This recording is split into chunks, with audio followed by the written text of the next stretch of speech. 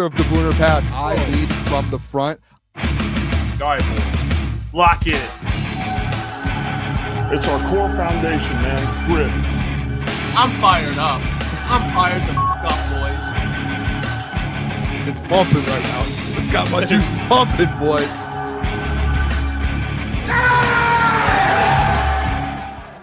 Welcome to Crunch Time Sports.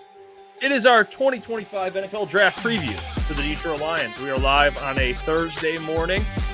We're only 10 hours away from the NFL Draft starting, 9 hours away from the Pistons playing Game 3 in Detroit. Big Game 3. So it's a big day today. And today we're going to go through rumors, things that are kind of floating around right now in the social media atmosphere regarding the Lions, because there's stuff already coming out. Teams are open to trading back. Eric Woodyard had a nice little pick in the first round for ESPN. Shout out Eric, taking James Pierce Jr. So I got tagged in it already. So shout out to those people. Man. Did you? Yeah, I did. So you know what? It's going to be a very interesting day. All right. Well, week, but today is going to be very interesting because you have all these teams, Boone, wanting to trade back. Yep. And then we look at the Lions at 28. And then we're like, well, are they in range to say, well, maybe the player that falls is worth the 28 pick, or maybe the Lions will try and trade back? Seems like everyone mutually agrees that this draft is probably talent-wise. There's always guys that are going to come out that end up being pretty good players, but just in terms of how they're rated and graded, it's not the best draft that we've seen over it's a deep draft, a lot of starters, yeah, but not stars as people would phrase it. I would say it's probably not again, I think it was you that brought it up. I think, and it was like a Todd McShay podcast that he had talked about, like he compared quarterbacks to wide receivers, to running backs, to edges, defensive line, offensive line, compared it to like the last few years. And it was like, hey, most of these guys in their respective position groups would be ranked way lower in a different draft class based off of that. Right. So it is a lower draft. I do think the weird thing too, and I don't know if you've heard this, Jeff. It's right now it's an NFL record. As close as we are to the draft, I think it was actually like 2 days ago the record was broken, but we've never been this close to an NFL draft, the start of a draft without a trade in the first round, to where every team owns their pick.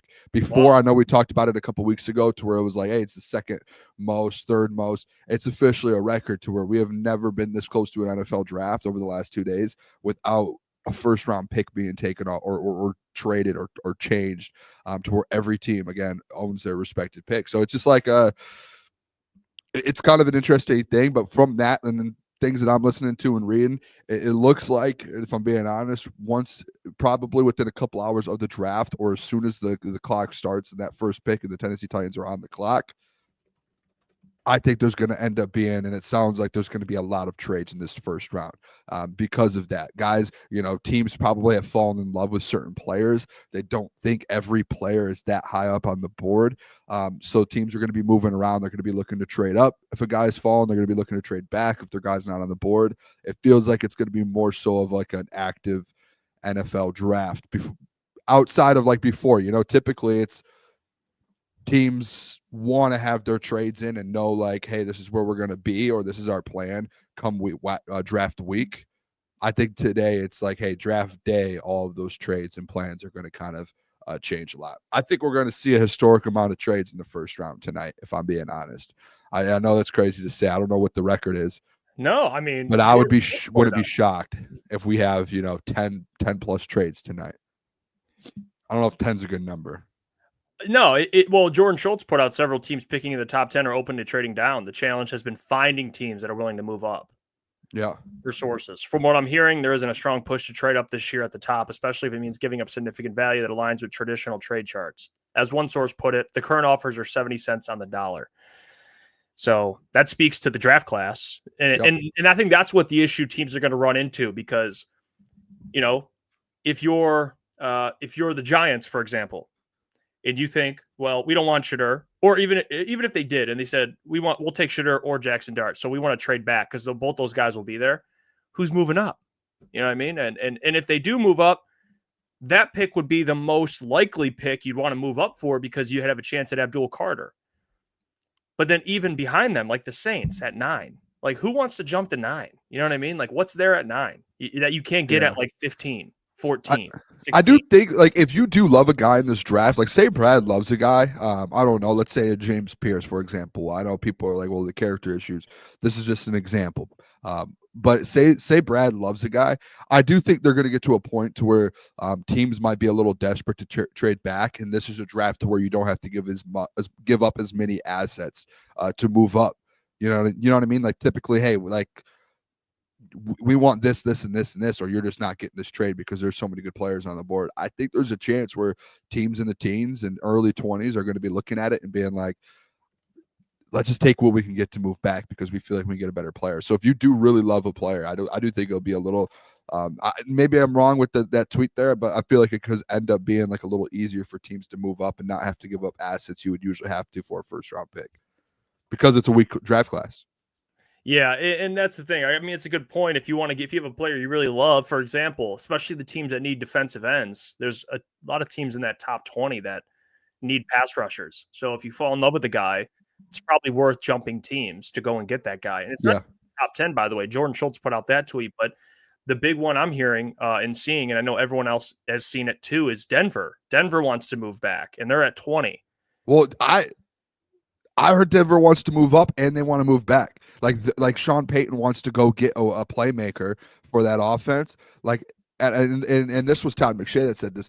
He said to Denver, what he's hearing is Denver wants to move up to go get Ashton Genty. And good luck. And Sean Payton wants to move up and try and make a splash play there. Or maybe they want to go get a guy to pair with Cam Sutton, and they want to go get a Luther Burner, or which they probably could stay. But like, depending on how the board's falling, but yeah, they want to move back. Rams potentially move back. Steelers, Mike Tomlin. Rumor is that I know everyone's like the Shador thing, where the Steelers are like, listen, we don't have as many picks as we want, and we want to be able to build this defensive line back up. Cam Hayward's old, like guys are getting older. We want to keep TJ Watt at that level. That's a team to move back. There's like a handful of teams. I don't know if you had that list. There is a list. No, I don't. I can see if I can look it back or look it up. Bell teams. I mean, it makes sense.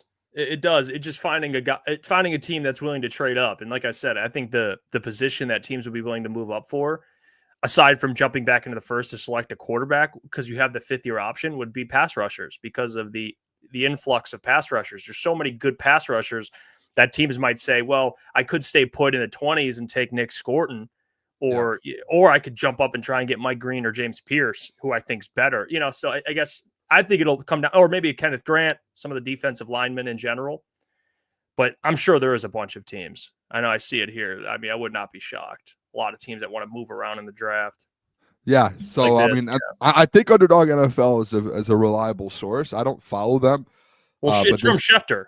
So yeah, so they put it out there unless they're lying, but they said Schefter team's interested in training back in the first round. And this wasn't even today, Jeff. This was April 21st. So this was 3 days ago. I would have to think that this list has been updated. This list, there's probably teams added to it, but you see the Jags interested in trading back, which I told you, I said I did my first mock this week, and I had the Jags moving back to the Bears because it makes sense. Like, if they don't want Mason Graham, they want a weapon for Liam Cohen. So if they move back, they could still get a T-Mac or get themselves a weapon. Panthers can move back. 49ers, Falcons, Seahawks, Bucks, Steelers, Vikings. And I would have to think more teams are added to that list. I would have, this is 3 days ago. You would think there are some more that in the last 3 days have been through, because I feel like the last 24 hours is when all these rumors are starting to really pick up of, hey, we're really looking to trade. Hey, we want to move up. Hey, we want to move back. And I think that's when things start to really fuel on the fire, Jeff Iafrate. Well, it'll be interesting because I'm getting direct notifications from Bleacher Report that are suggesting that Shador may not go in the first round. So I think like if teams are trading back into the first,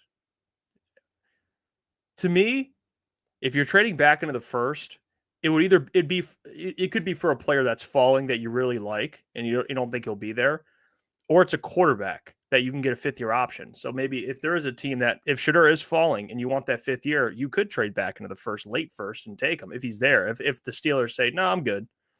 I think more often it happens too with quarterbacks like that. I think teams would rather trade into the first round to get the fifth-year option for a quarterback specifically. Oh yeah. So I think I saw a stat that said only 2 quarterbacks in NFL history have been drafted in the first with the first overall pick in the second round. It was like Drew Brees and one other guy. And like it typically does not happen. Like if you know you want a quarterback, you're probably, especially like the Giants, or even the Browns. I think the Browns. Who owns the first pick? Who owns number 33? Let me pull up the draft. So 33 would be the Browns. Yeah. So that was the stat that I saw. Or no, 33 would be the Titans. 34 because 32, yeah, and then 33 Titans, 34 Browns. No, 33 is the Browns. The Browns have 33. Titans have 35. I don't know how that works or how that worked. I'm not 100% sure. I don't know. But I think with that though, like that was the stat that I saw was, hey, if the Browns do want, obviously they go Travis Hunter number 2. They don't move out. If they want Shedeur Sanders, and like again, you've only seen 2 quarterbacks in NFL history go at pick 33, and it's just because, in my opinion, if teams are going to draft a quarterback at 33, you should probably do everything you can to give up 33 and move into the first round and get a 5th-year option. Because if that quarterback works out, you have an extra year on a rookie deal essentially, or a cheaper deal, not a rookie deal, but a cheaper deal in that 5th year. So it only makes sense. Yeah, if you're trading back up, you want that 5th year. I mean, Shifkat says Browns trying to pull off of Houston. Yeah, what Houston did was insane. If they got Will Anderson and CJ Stroud in the top 10, like you don't see that too much. And that draft class had a lot more talent than this one. So that would be something the Browns would do in a weaker class, is try and get 2 guys, which I guess might not be the worst idea if you think this class is top heavy and you get 2 guys in the top 10. Yeah. Like there are some guys in the top 10 that I think would go high in any draft, like Ashton Genty, Abdul Carter. Like I think there's players, like I think Mason Graham, you can argue some of these guys that I think regardless of the draft would go high. So maybe that is a philosophy. It's like, let's get as high as we can so we can get good players. I don't want to stay put. Might not be the best. I don't know. Do you think there ends up being a surprise team tonight that jumps into the top 10? Like let's say, like I don't even want to say surprises, like the 49ers for a couple weeks we've had convos about them, the 49ers and them jumping in because they've kind of made it known that they're looking to get higher up, whether I don't know who they would be looking to get. But I would say like teams like, let's say outside the top 15, a team that's like, we love a guy, like let's get into the 5th or 6th spot to get a Mason Graham or even just reach on like a T-Mac or something. You know what let me see something actually. I want to see how many picks they have. I think the Cowboys would be a surprise one. I would put them in that category. Third. I was gonna say I like the Cardinals too. I could see the Cardinals trying to be aggressive too. You said outside the top 15, right? Yeah, like let's say I could see like a Cardinals team being like, you know what, if we went up and got Mason Graham, then we like. But then again, he probably will be gone by the Raiders. But yeah, I could see one of those teams like what are they? I mean, you're talking about Atlanta, which I think the team will be there. I know this one. I said this a minute ago. Denver. I just don't. I was gonna say Cowboys for Genty, but like I don't even think that's possible. I just think he's either going Jacksonville or he's going Raiders. I just don't think either of those teams will be like, sure, have him. Do you think there's a team though that like again Browns and Giants are taking calls? A team that does a deal with the Giants and says we want Genty. I mean, yeah, I guess that. I mean, it would maybe. And then Abdul falls to 4. If you're going to trade back, if you're the Cowboy or you're the Giants, I think Cowboys you'd be okay with because it's not too far behind you. You're not trading back crazy far. That's in division though. I don't know if they would. That's true too. If they would be like, yeah, you go get Ashton Genty. Yeah, because I don't think they would be like, yeah, I'm cool with trading back to 20 like that. Like, yeah, you don't even know if I mean, I guess you'd still have a chance at a quarterback. They could probably get like say the Giants did. They could get Jackson Dart. Still, and then you add more in the draft, but then you're skipping out on Abdul Carter. That's the problem. Yeah, you could get Abdul and trade back into the first and get like Jackson, so it's tough. I don't know. I don't think you'll see a team trade that far back tonight, unless they think this draft class is like meh. Like we can get a similar caliber of player, but especially those guys at the top, they're just so good. I mean, this one, Jeff. How is it fair for us to ignore Milroe when golf no longer fits the modern game? Dom says that Milroe, honestly, I want to see where Milroe goes today. I don't think he I goes. don't know if he goes, man. Yeah, I think there's been some flirting with it, like, oh, maybe he's a late first round guy. The only reason someone would do it is if they want to get that 5th year, but there's no way you can look at Jaylen Milroe and say that dude's a first round quarterback. I mean, I will say with Milroe, Lamar went late first, but Lamar was a Heisman. I mean, the dude was insane. Yeah, I do think with Milroe, maybe we're not giving him enough credit. The kid can play. Like he has everything it takes to be an NFL quarterback. The one thing I keep seeing, it's like and I kind of agree with it. Like if he gets put in a good position, I think he has an opportunity to be good. Like I do. Like he has the skill set to be good in the NFL. It's just you can't if he gets put in like a really like if he somehow was a Tennessee Titan, or if he was like a Cleveland Brown, he's not going to do anything. But if he goes to a team like, let me say it, Rams, Steelers, with a good head coach, a good organization, and they say, hey, sit for a little bit, learn, let's develop you. I think Jaylen Milroe could end up being a really good quarterback. I do. I know, and like he has the arm, he's mobile. Does he? Oh, well, I guess the deep throw. He has an arm. It's just really more so probably just working on every other throw and getting that boom, boom, boom. It's like the gimme completions, which is like the biggest part of the NFL. But that part, that's like, I mean, you can't teach an arm, a strong arm. Can't teach that. You have to have that. You could teach the gimme completions. You can teach reading a defense. Like there are certain things that can be taught. And he's athletic, super. Yeah, and I've seen a lot of people, like a lot of analysts, be like, hey, don't sleep on Jaylen Milroe because if he gets in the right spot, he could be a franchise quarterback if he's in the right spot based off of his skill set and what he can do. That's if he's in the right spot. He could get drafted to a team where it's like, oh, his career's already over.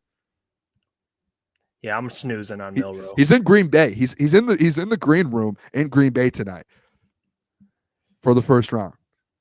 Yeah, and Jackson Dart is not, and Shedeur Sanders is not. Yeah, that's interesting to me. That one is. I'm not a conspiracy guy, but that's a conspiracy. Shedeur says I don't want to be there. Jackson Dart pulls his card. I did research on that. Apparently, it was always planned. He was going to watch it with his dad, which that's fair. But again, like Jackson Dart just pulling his card and being like, "I'm just going to watch it somewhere else." Watch with my family or whatever. Just an interesting thing. And then you could be like Brian Branch. Like Brian Branch went to the draft and wasn't drafted in the first round. Will Levis. Will Levis. There's guys that go and they don't get drafted. So for sure. A little stinky. Shout out. He says mailbag. Amik Robertson posted on X yesterday after Kirby's new contract saying, I got paid today for show. If you got an extension, what's your prediction? I predict 2 years, $15 million. Yeah, I think that's about what his value would probably be. What's his deal right 2 now? for 15. He's making like a couple million less than that. So you give him a raise. I don't think he'd be anything probably above that, maybe slightly. Yeah. He's making basically 2 and 10 right now. So he's making like 5 a year. Yeah. So he basically gets 7.5, which would be a raise, which I think it would be good. You see by the way, all the draft content coming from Green Bay. Some local content creators are out there, and I'm seeing like I saw Dion interview Tyler Booker, and he mentioned Detroit, and then Will was out there, and he saw Maxwell Hairston and Jahad Campbell, and they're all like fired up about Detroit. It's so weird hearing players want to come to the Lions. They're like, what do you think about the Lions? And they're like, well, if they draft me, like, they're like, well, tell them to draft me, Detroit, like something like. I'm like, dang, it's so crazy. weird now. It's weird now that like Detroit's like it's a preferred destination for probably a ton of these prospects, especially the ones that play here or from here locally, played here locally. Guys are like, I'm sure, it'd be cool if like Kenneth Grant, if he was like, I just get to stay here, in Michigan. But even other players like Jahad Campbell, he's like, hey, let me go over there and play for Calvin Shepard. I'm cool with that. Jahad, I was watching again. We're getting clips together for the show tonight, and I was doing Jahad's last night.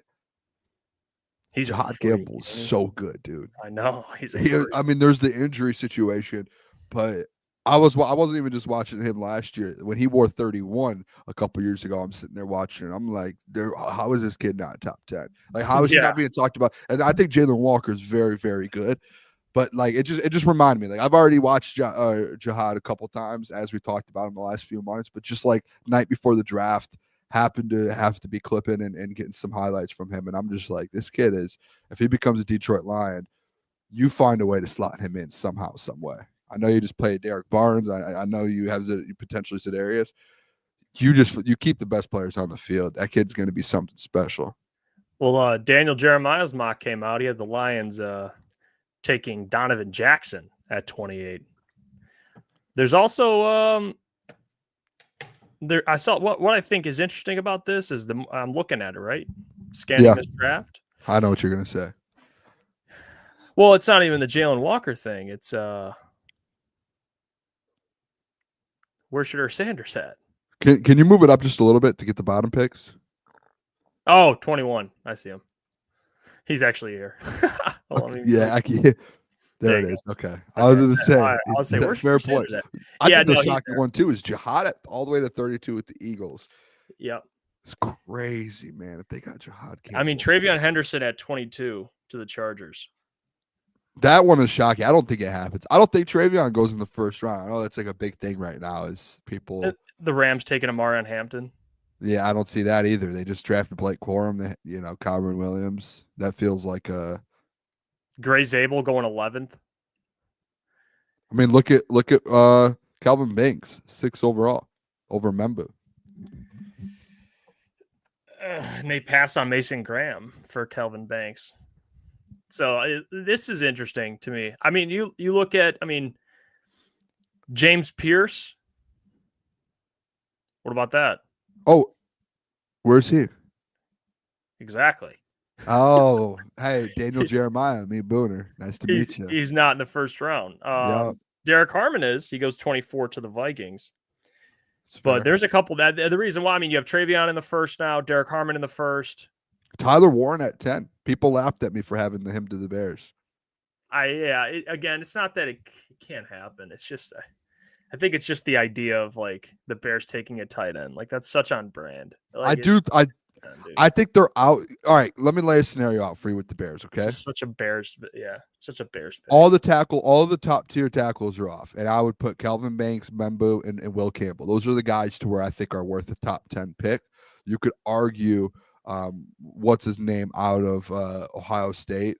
I'm drawing a blank right now. Jackson out of Ohio, not Donovan Jackson. Josh Simmons, right? Yep, Josh Simmons. Josh Simmons. You could argue he is on that like tier. I had him going 13th overall, I believe, to the Miami Dolphins. I think the Bears are like, and I think with Ben Johnson in there, I think Ryan Poles is looking at Ben Johnson and being like, "Do you want another weapon?" Like DJ Moore, Roma Dunze. Who else? Cole Kmet. But is Cole Kmet like a high end? He's good. I think Cole Kmet's a good tight end. Yeah, is he like that? Is he like a game breaker? Is he a Sam Laporta? No, he's not. He's not like Sam Laporta, but he can get you 700 yards in a year. Agreed, but I don't know about that. Maybe like 500-600. I would say. What did he get this last year? I think there's like definitely a world where I think there's 2 players that the Bears are gonna go for. I think it's going to be they're going to really shoot their shot for Ashton Genty and try and trade up, or maybe he falls, but they're going to like really go for Ashton. And if they don't get that, I think they're like, let's get another weapon in here. Let's get Tyler Warren, and let's just keep adding to this. And then I think in the second round they go running back. If I'm not mistaken, let me see. Because their defense is pretty stout. And to be honest with you, I didn't even mention this. Cole Kmet signed a contract. Ryan Poles gave him a 4-year deal. 4 years, $50 million. I don't think that matters though. I think either way, I think like, if you just have best player there, best offensive player on the board, I think it goes to Tyler Warren. If he falls to you at 10, the Jets don't take him. I see what you're saying, but it just to me, it's like the Bears, like what it's like. I think it's a thing like a Brad Holmes thing, especially with Ben Johnson. Like we don't care about depth chart. We're going to get the best player. Tyler Warren in that case is probably best offensive player available. Am I wrong? Like that's not a wrong statement. Again, philosophy-wise, my opinion, it's so dumb. I mean, Cole Kmet last year had almost 500, but the year prior at 720 and 6 TDs. Like it's like he's fine. You know, he's a good tight end. Like Tyler Warren would come in, probably get you what 500. Like I think it would be more than that. 600. It's like okay.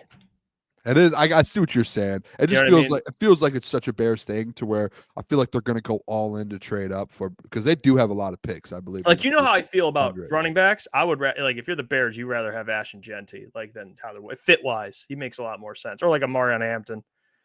Like it's just at least you're like, well, they need a running back. It's like tight ends, just like whatever. But again, it could happen easily. I'm not saying it can't. Could happen easily tonight.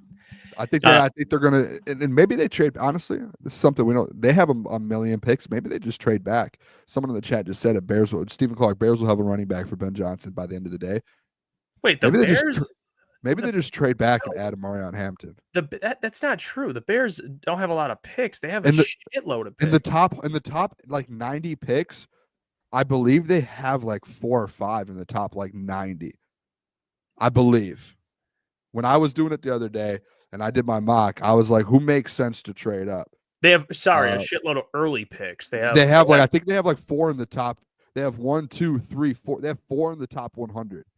That's when you want to look at teams moving up. It's how many picks do you have in the top? How many picks early on do you have that you can use? And they have Bears, 10, 39, and 40. They have 3 picks in the top 41, and they have 72, 148. They don't have a lot of back end picks, but if you're talking about trade value wise, they have a lot of early picks. Yeah, they don't have a crap ton of picks, but they have a lot of early. They have 10, 39, 41, 72. So they have picks in the top 72. Yes. They're going to be able to move around if they want. They have a lot of flexibility. If they want to, and the argument could be made if they want to move back to add day 2, day 3 picks, all right, that's fine. They could do that.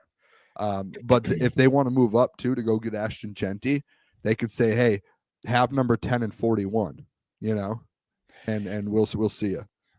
So they have flexibility. Well, I mean, speaking of moving around and trading up, trading down, I think it's safe to say the Lions won't be trading Jameson Williams on draft night. I have this tweet from Corey here. Corey talked to a source close to Jameson Williams. Shout out to Corey Woods. And let me see. Let me see this. Here we go. Talked to a source close to Jameson, and he had some information when it comes to him being potentially moved or just not getting a contract extension, whatever, the rumors. And Corey said, while the rumors swirling around Lions wide receiver Jameson Williams, I reached out to someone within his circle a few days ago to get a read on things. That individual texted me back last night simply saying, tell Detroit to get ready. This our year. Lions emojis. So he ain't going. I mean, book closed. Yeah, I don't think that it's going to happen. I think it's safe to say he's going to stay in Detroit. So don't believe any of that bullshit you read. Book is closed. Yeah, yeah. I mean, unless they're just not telling JMO anything, and they're still, no matter what, Brad's still going to be shopping around. That's the only thing. But like outside of that, at least on JMO's end, there's nothing to be said. Yeah, it's like the fact that it was even a rumor to begin with is just dumb anyway. I mean, it's like why was it even a rumor to begin with? I don't know. I'll say this. I think it made sense. Mike Payton put the article out. I think like logically it made sense. Like, because I'm sure people know like the 5th year option, they have to put it in within the next week. I don't know the deadline day. It might be May 1st or it's coming up within the next week, I believe. So it does make sense. Like, hey, before you do opt into the 5th year, let's have the convo. Like, remember, like Klotz makes the point all the time. Well, you always have until after next year. Well, it's like, you really, if they don't opt into his 5th year, you don't have until next year to find a replacement because this is his last year on the deal. Do you know what I mean? Right. So like there is that side to where we could say, well, you always have next year, but until that, and then the alert, hopefully my prediction would be I get an alert in the next couple days or a message saying, hey, they opted into that 5th year deal. Until that happens, you're sitting there thinking like, all right, what are the options? Because if they don't opt into it, he's on the final year of his deal. They could trade. They could, run out the last year of his deal and he's a free agent at the end of the season. Like there are definitely, like, I think logically it makes sense. The thought process does, but I don't think they should move on from JMO. I think they need to opt into that 5th year and then next year give him an extension if it makes sense. Yeah, I mean, I think, and we've already seen the report too. I think Eric Woodyard kind of put it out again, and we heard Brad say it, but the Lions are willing to move up or back for the right player. So, and I think there's a lot of players that are going to be in consideration from a lot of different positions. Now, I have my preferences and what I want position wise, but like defensive tackle is going to be in play. I've seen Tyleik Williams, the defensive tackle from Ohio State. A lot of local writers like him. And I can see they've met with him on a top 30 visit. Like, I wouldn't be shocked if he's a selection. Derek Harmon they've met with. Kenneth Grant they talked to. Look at some of the edges they've talked to at the combine. They've talked to wide receivers. They talked to corners. Yep. So, I mean, whether the Lions stay put or move back or move up, they have someone in mind. It just depends, I guess, how the draft falls in front of them. Because if there's a handful of guys they like still there, they're not moving. They're just going to stay put and take them. But just depends. Some of those guys go earlier.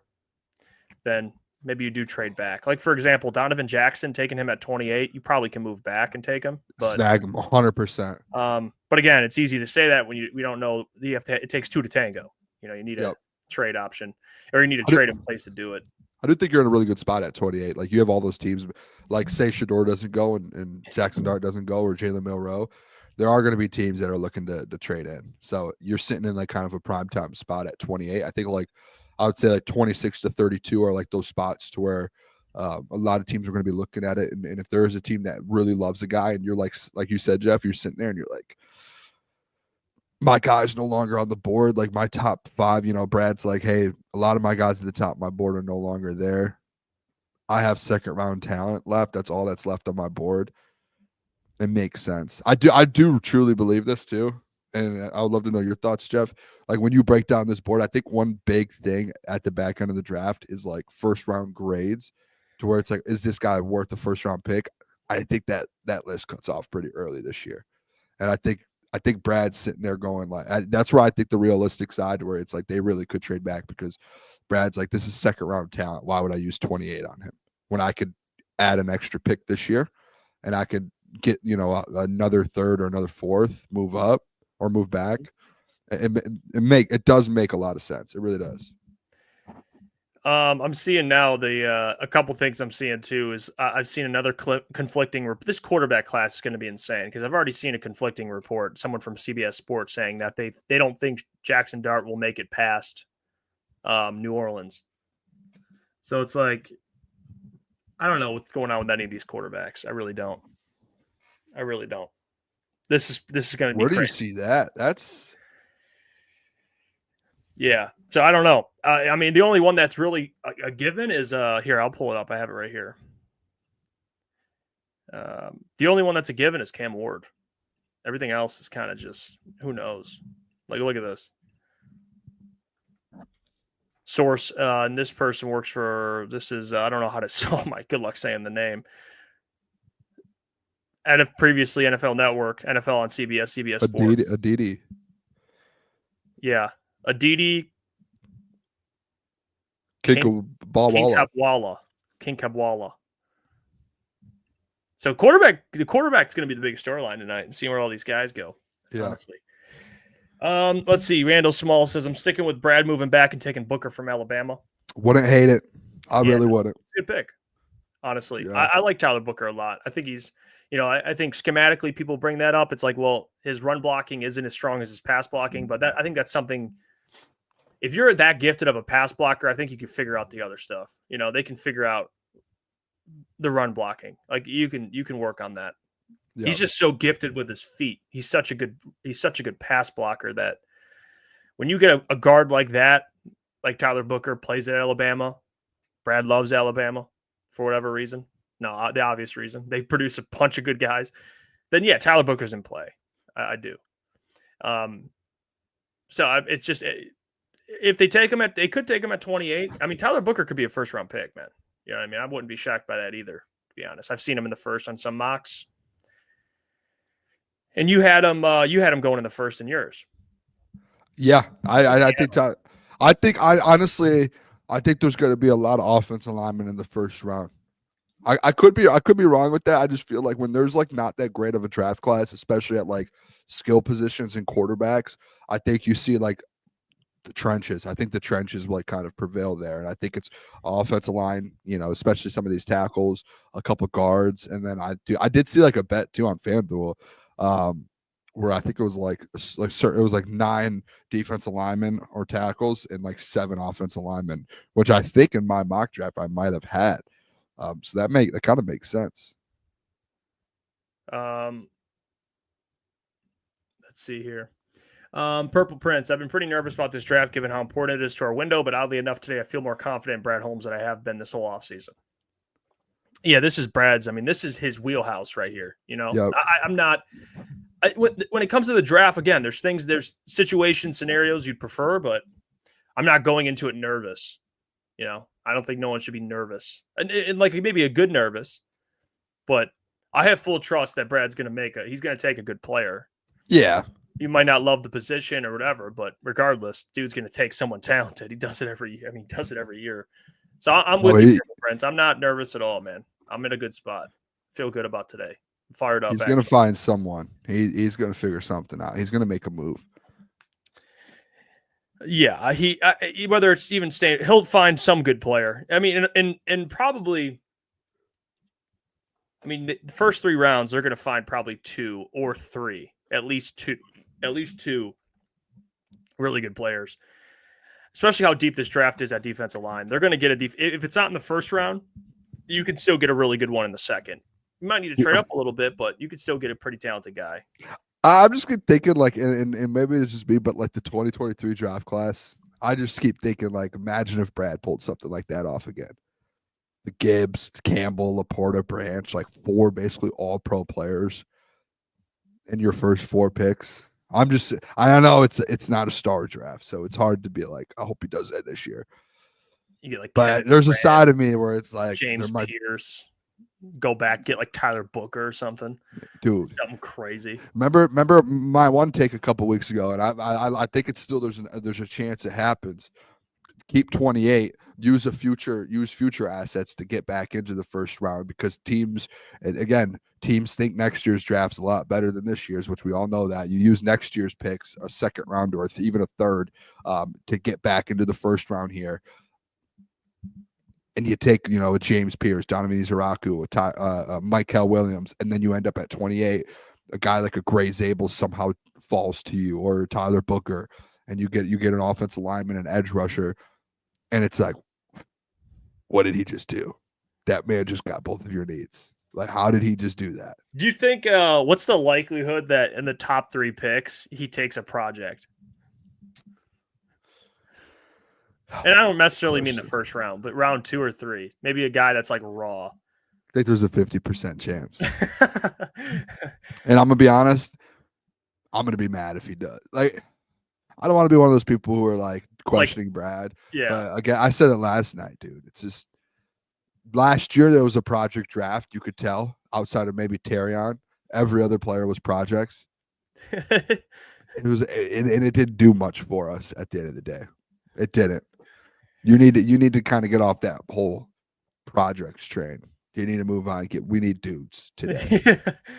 It's gonna be like some 6'7" defensive end from like some random school. The only thing that makes me mad about the projects thing is like, and I love Brad, but he'll like talk to the media and be like, we don't look at ceiling, we don't look at floor, we look at BPA. It's like, so why are we taking Giovanni Manu?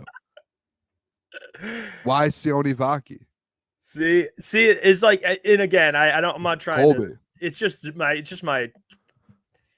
my opinion on like his philosophy. It's like I think Brad he I don't know what he fluffs his philosophy a little bit. Like 100%. Like he knows it too. Yeah, like because what he's saying again, it's not like you're questioning the dude's like IQ. No, it's not that. It's just when he says, very simply put, we're taking the best player. We don't worry. We don't even look at the depth chart. Yeah. We don't. But it's like, okay, like your point, like Hendon Hooker. You take Giovanni Manu, Broderick Martin, or you take. It just so happens every year you take players that fit like a need. You know what I mean? Not that you're drafting for need, but for whatever reason, it's like whatever position you end up needing, you find it. In the first 3 picks. It's such a weird. There's a little fluffing in there, I think. Just my For opinion. sure. Just my opinion. On But that. like even like the 2023 draft, there was no fluff to that. That was literally just BPA. Just dudes. Yeah. And he was just like, I don't care about positional value. I don't care about anything. It was just like, give me best player available. And he got Jahmyr Gibbs, Jack Campbell, Sam, Brian. And it was like, okay, this is what Brad's been preaching the whole time. He just did it. And then you get to 24 and you're like, he just went opposite of that half of the draft, it felt like. And to be fair, a little stinky. I do agree with this point. Like Hendon Hooker, at the time, you didn't extend golf. So, like, it was a swing. It was a miss. But that you could argue that's BPA. And then when they gave Goff the extension, that was kind of over. But at the time, he wasn't extended. So to Little Stinky's point, I mean, I guess you could see like the BPA argument. JC Jones says Olawufemi is a project we can get in the third or fourth. I mean, think about this for a second. What if Brad leaves the draft, Shamar Stewart in the first round, and Olawufemi in like the second? It's like, or like in the third.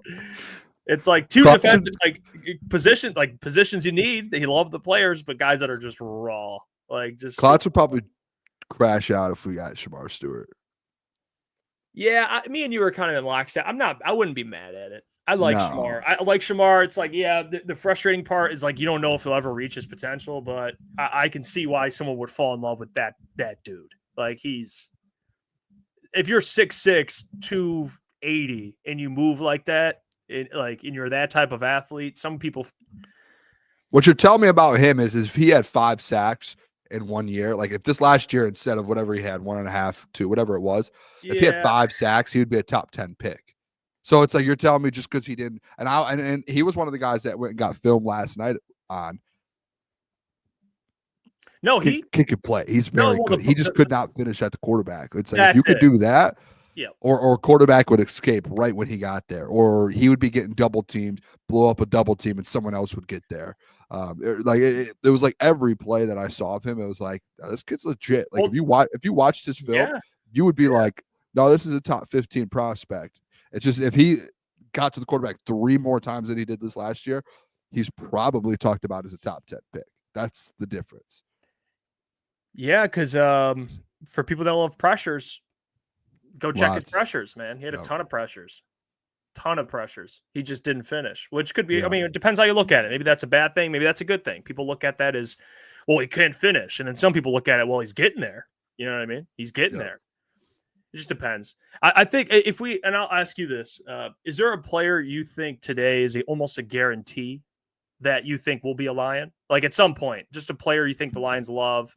Because I think for me, and we'll probably be in lockstep with this, a player that I just can't imagine they don't take at some point is Josiah Stewart. I just think to me that seems more like a guarantee at some point. Like I think Josiah Stewart's a Lion today, or not today, but the next couple of days. I think that would probably be a player I'm looking at. Like that dude's going to be a Lion. But I don't know if there's anyone else I could look at. A lot of it's a lot of players in a bucket, but for whatever reason, I actually like that. I think Josiah might be number one. If you were like, hey, gun to head, who do you think the Lions draft this weekend? I think a Josiah Stewart would be a good one. I think they've met with him multiple times. Michigan man. They got to see him up close. Yeah, he kind of fits what you need as well. I know the Derek Barnes signing, and you could argue that's the Josiah position, but even just depth at that spot. And you can even, if someone goes down, you can move Derek and you still have Josiah there, or you could have them both on the field at the same time. I like Josiah. I think that's going to be a good one. I hope they pick him at 60. I hope that's the 60th overall pick. I could see it. So I'm going to be praying that he falls to 260, like he makes it that far. No, I can see it. I see Shifgot said Zabel is number 2 for me. Zabel, I don't hate that one either. I mean, I think Zabel's he definitely is what the Lions are looking for. I think the way they talk about Graham, they love his versatility. It's so important. I think they would love Gray. I think he would bring that same type of presence and versatility. So that's a good one. I think you'd have to take him in the first, but it's a good pick. Late round lock, the Land Larson kid, running back. Yeah, I see Steven says I think the Lions grab Scatabo at some point. I don't know, because he's got to be a second round pick, right? Yeah, he just ran such a I don't know if this will hurt him, but his 40, dude, ran like a 4.8.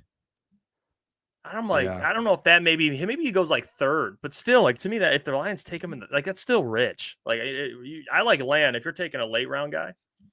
Okay, this is one that, and you don't like him, but Landon Jackson.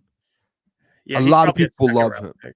A lot of people love him, and I don't know if they've met with him. We haven't really had that conversation about Landon Jackson, which is kind of shocking because lots of Lions fans love him, and a lot of Lions fans are like, bring him in. You know, one player too we haven't talked about in a long time, and let me just hold on, because I did a mock draft a couple weeks ago. Lions won. Ahmad Hassanin, out of Boise State. Yeah. I think that's one to keep an eye on. Malachi Moore, one to keep an eye on. Like there are a lot of players where those. Yeah, I gave a lot of players. Yeah, Landon Jackson's a good one. It's like I like Landon Jackson. I don't love him, but I like him. He fits exactly what the Lions are looking for. He's big, 6'6", 6'7". He's like 260. So I guess measurable wise, and he's productive. I mean, the last 2 years at Arkansas had 6.5 sacks. Team captain. I mean, tested pretty decent at the combine, so I could see it. Hey, I just thought of this is a random thought, but I don't know why Anakin, this made me think of it. He said every team has a first round pick today. Some reason it made me think of every team has a different first round pick. Imagine, Jeff, if the NFL draft, instead of it being like, hey, worst to first, that's how you get to draft day, and right before the draft starts, they just press the randomizer, and it's like you don't know what pick you're gonna get, and you're like, boop. Imagine if there was a lottery. Oh my gosh. Anyway, that would be crazy. Like imagine the Lions like randomizer get a top 5 pick, Abdul Carter. That would be crazy. Yeah, that's why I like the NFL. I like how they do it. That's why there's such parity. It's that's why I'm not a big fan of the lottery. But the thing with the NBA, it's like, do we want to provide or prevent tanking? It's like, all right, the NFL. The thing is with the NFL, it's like, do you think the players are going to tank? No. Do you remember what happened at the end of this last year? How physical that game? No. Yeah, it was exactly. The Giants had the first overall pick in week 17. Drew Lock. Yeah. Drew Lock goes and they beat the Colts. And then week 18, I think it was, the Patriots had the first overall pick, and the Patriots were playing the Bills. They remember they were like, we're going Joe. They had I put a bet on Drake May in the first in that last game, week 18. They pulled him after the first possession, threw Joe Milton out there. Joe Milton leads the team to victory. Patriots lose the first overall pick. So back-to-back weeks, teams lose the first overall pick, which is like that changes everything. That's so teams players aren't gonna tank. They have contracts to play for. They do. I mean, shout out Ryan Gibson. Draft day is on my birthday. Let's go Lions. Shout out Ryan. Happy birthday, man. Happy birthday, brother. Hey, it's a good day to have your birthday on the NFL draft. You're going to get 2 presents today. You're going to get a present in the first round. Hopefully, and maybe they trade out, but appreciate you, Ryan. And a Pistons win. Happy birthday, brother. And a Pistons. That's true. And a Pistons. Yeah. Hey, go up 2-1. There you go. Another birthday. All right. Well, in a couple minutes here, I gotta leave for about 15 minutes. Boone's gonna hold it down. So I want to. We'll do a Booner. When I get back, let's do the draft. We'll do the over unders for the picks, because I'm down to do that. I want to see what time are you heading out? 2 minutes? Yeah, 2 minutes. I'll head out, and then I'll be back. Start dropping too. We could do like a Booner Q&A. Jesse says lottery's rigged. Go ask the Wings and Pistons about it. NFL fans would kill each other if the league went to a lottery. Oh, and Roger would die by the owners too. Yeah, I mean, the lottery. Then you start throwing in, is it rigged? So I understand that. I do. JC Jones says, what's your thoughts on Ed Robinson, edge linebacker from Bama? That is, are you talking about? Let me see. Are you talking about Ed. I don't think Ed is his. I think it's his full name. I could be wrong. Are you talking about Q Robinson? Yes, I believe so. Because they met with Q. I think. I don't know. Yeah, I think unless it Quadarius maybe. Yeah. Could be wrong with that. Ed Robinson. Oh, that's okay. He does. Yep. Q. Okay. So yeah, I like. Okay. So JC, I like Q. I think he was a special teamer at Alabama. Dude's, he's big. He's like 6'5". He started playing more this year. He's probably a Sam in the NFL, but he's probably someone that's going to be a mid-round pick, and I'm okay with it. I mean, he's 6'5", 240 pounds, so he's a little lighter for just an edge, but he's got the height. He had 4 sacks this year at Bama. Again, played special teams, but they played him a lot this year. That's what the Lions will love, though. He can contribute in 2 phases of the game. So I'm cool with Q. I like Q a lot. I broke him down here on the channel, and we talked about him on the show. We're cool with that. I honestly found more. I didn't even know that much about Q Robinson until I saw the report they met with him, and then I looked more into Q Robinson. I'm cool with it. And you talked about this today, Antoine Powell Ryland. Yes. From Virginia I'd Tech. actually text you boys because this was a player I loved. I think he had about 16 sacks last year in the ACC, just like Donovan Izaraku.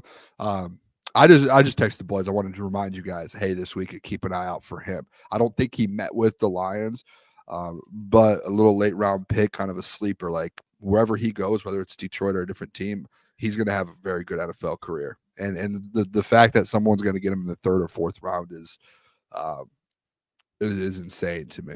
He's a little undersized though. He's fast. He's just a little undersized, for the NFL. But I don't think like a guy who's just productive. I think they always figure it out. They find a way. I mean, he had 25.5 sacks in 2 years at Virginia Tech.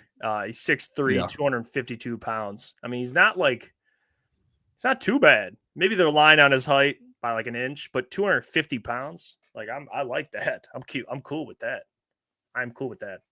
All right, I'll be right back. When we get back, we'll get into over-unders for draft picks. There are certain players. Boone's going to do a Q&A, so drop your questions. But I'll drop them all right now. All right, Jeff. Hey, drop safe over there, brother. All right, hey, just me in the chat now. Here we go. Draft day, baby. Drop some questions too.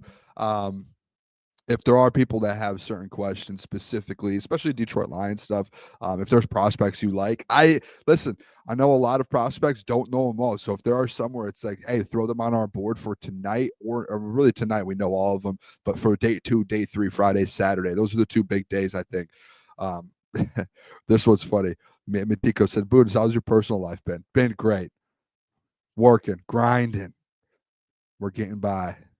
All right, let's start going through some of these though. I want to make sure I don't skip anyone's. First one here. Your guys' thoughts on Brad trading and making 3 picks in the 2nd round. I've been thinking about this, Rando, and I've done it a lot in the mock drafts. If you've noticed my mock drafts, if you look at them and go back, we've done 8 of them over the last 2 months.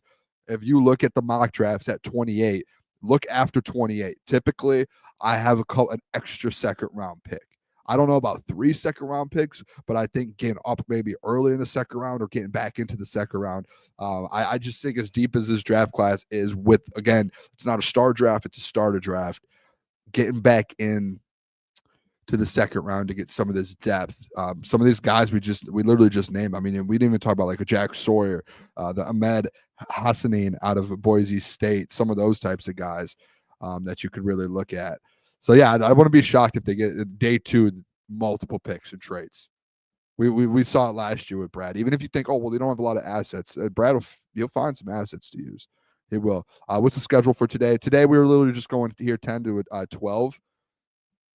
And then at 12, we'll be done, and we will start back up at 6:45 live from DraftKings Sports and Social. We'll be doing Pistons game. We'll be doing like kind of a pre-draft conversation with the fellas, and then we'll do Pistons game. And then at 8 o'clock, we are full on draft. We'll be talking Pistons a little bit, but we'll be full on NFL draft. We've been grinding to make sure hopefully a good production tonight for the people. So make sure you guys all tune into that. Zero Ultra Soldier. The Lions do trade up. How far do you think they trade up? I would think the max they would go is 15. I don't know if they have the assets to go into the top 10 and get that early of a pick, but I would say I did a mock draft couple. I think my 6 or 7 was them going up to 15 or 14 and kind of passing up on jumping the Falcons. Ryan Gibson, do you think our first round will go defense or offense? I think defense. Would I be shocked offense? No. but defense. Would anyone be surprised if Brad trades first and third next year to move up in the top 10? Rando, that's just what we were talking about there. I've said it before. I wouldn't be shocked if they had 2 first-round picks, and if they get an edge rusher and a Gray Zabel offensive lineman, you would probably have to give up a first next year or a second next year, or maybe that the comp pick next year for Aaron Glenn. You have it. I think the fact that you have an extra comp pick, I think that right there kind of puts you in a spot to where Brad's, hey, here's a free pick. Brad's going to use it to get another guy. I think. ETN, what's the walk out the room pick for the Lions? Oh, this is a great question. Oh, this is a good one. I would say for Klotz, it's probably wide receiver or Shamar Stewart. I don't know about for Jeff. The walk out the pick room would be a quarterback. I think a quarterback. Originally, I would say corner, but the Will Johnson stuff yesterday had me sold a little bit. It would make not make sense, but I wouldn't be like hate it. If it was like Trey Amos or something, I think Will Johnson would be the only corner. I'd be like, yep, that's good. We can roll with that because of his upside. Walk out the room pick. That's a good one. I would like to know some of the people's walk out the room pick. Quarterback for me would be that. Running back, I just don't think any of those would happen. Lions fan 222. Hey Booner. What about Donovan Izaraki? I think he's a stud. That was my number 1 player at the beginning of the mock draft season. I loved Donovan Izaraki. 16.5 sacks, led the didn't lead the NCAA. That was Mike Green, second in the NCAA to Mike Green. I love Donovan Izaraki. He just keeps falling.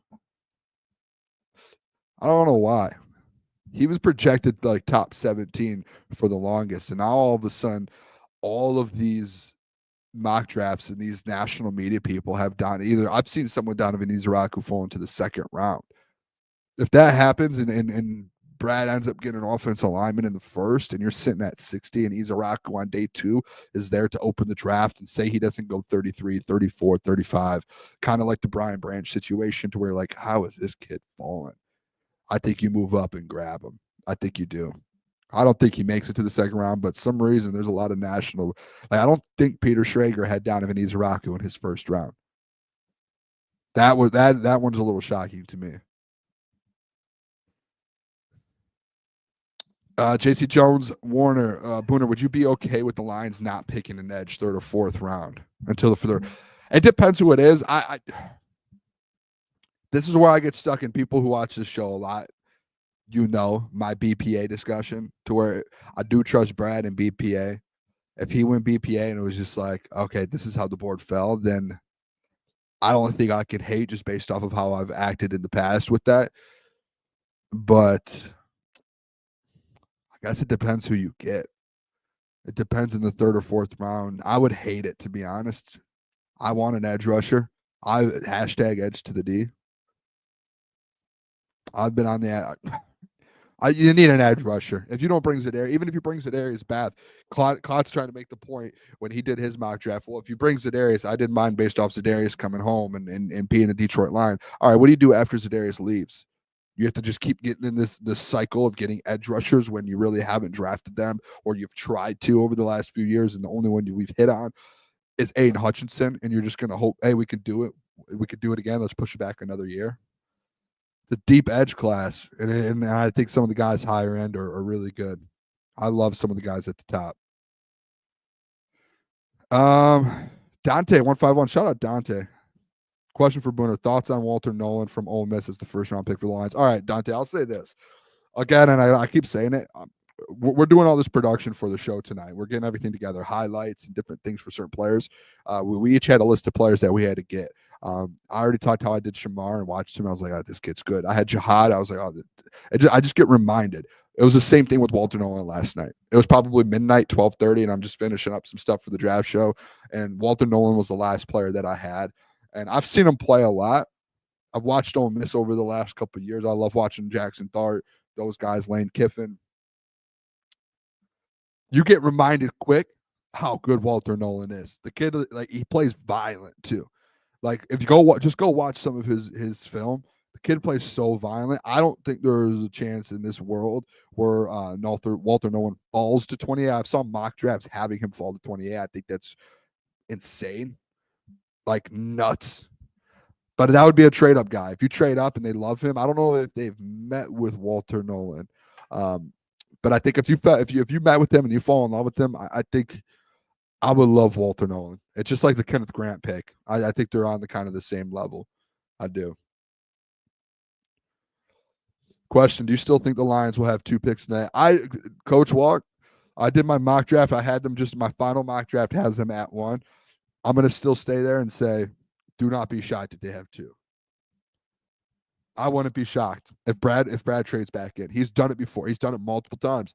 The man loves to make trades. I don't know if you guys have seen this, but and I think it would be funny if Brad did the same thing because Brad does make trades. But Howie Roseman, he made the 10 trades in one draft. I think it was 2015 or 16. I can't remember. Howie Roseman said yesterday, they asked him, what's something weird at the draft? He said he had to walk laps around their field, so he didn't make trades.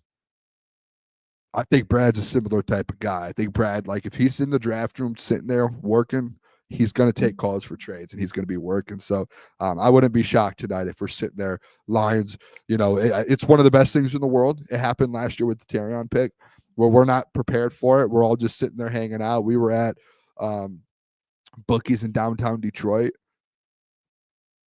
And all of a sudden, there's a random team on the board, and then boom, you just see the Lions logo switch onto the screen. It's like the Detroit Lions are now on the clock.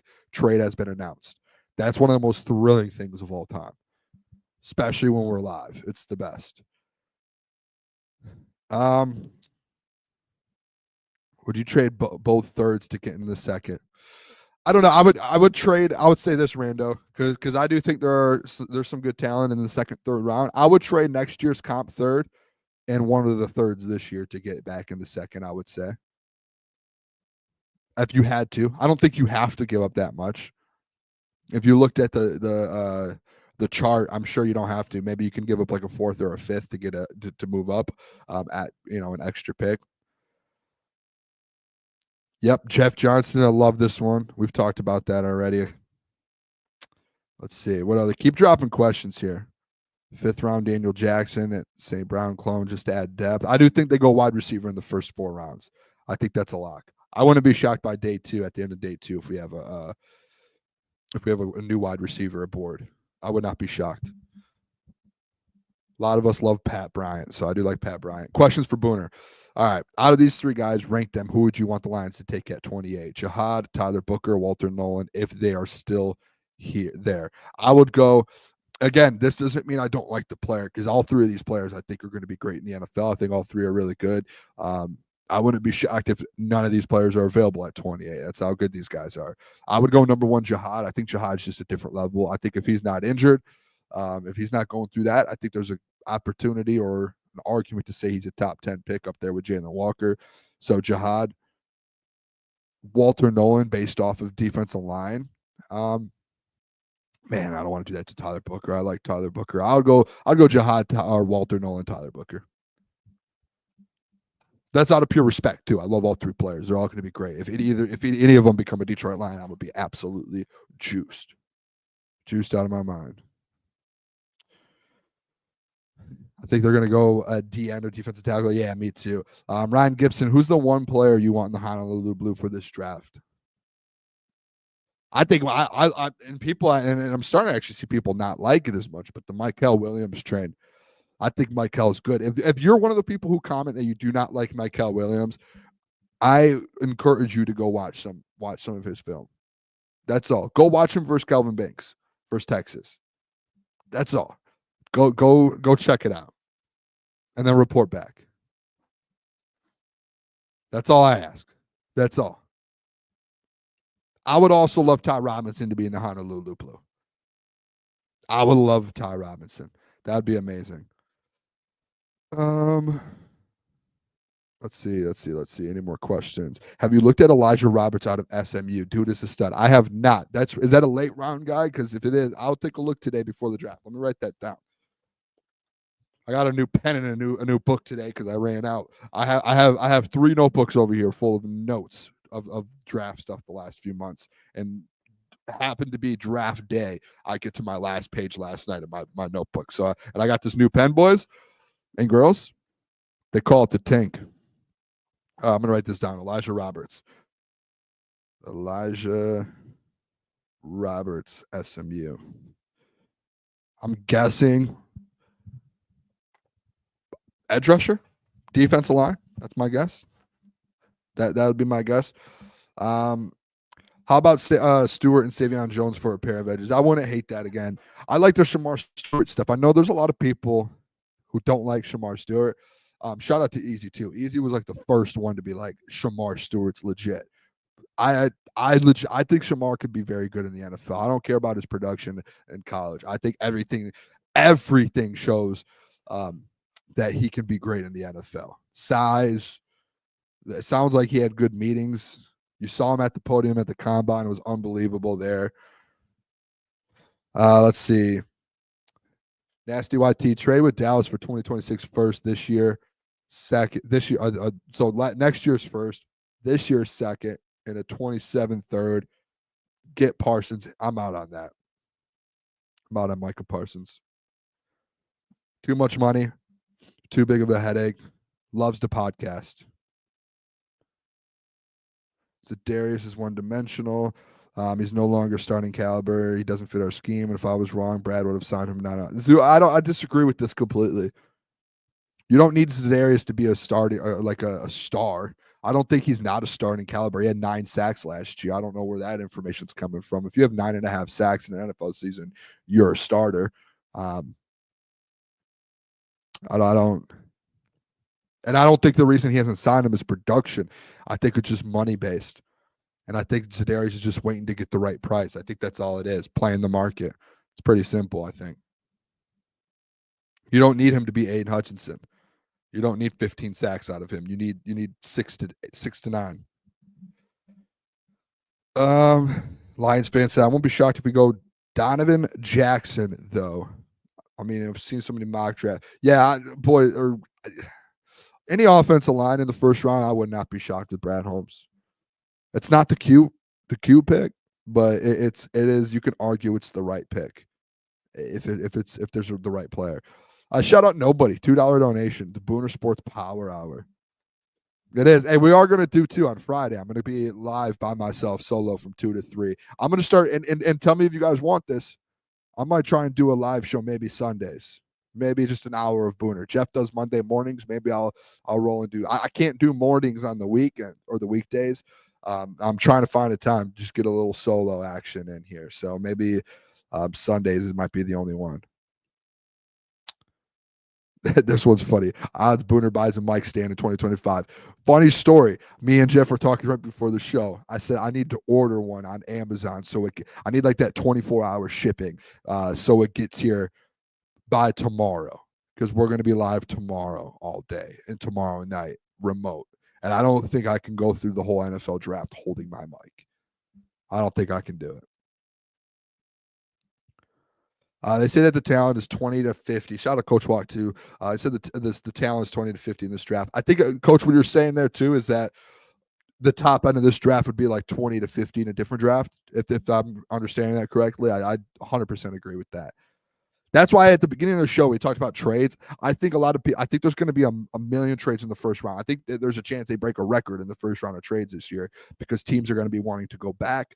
And what's going to happen, and this is just a theory of mine, I think what's going to happen is teams that want to move back aren't going to have really a leg to stand on, because it's going to be like, hey, why are you moving back?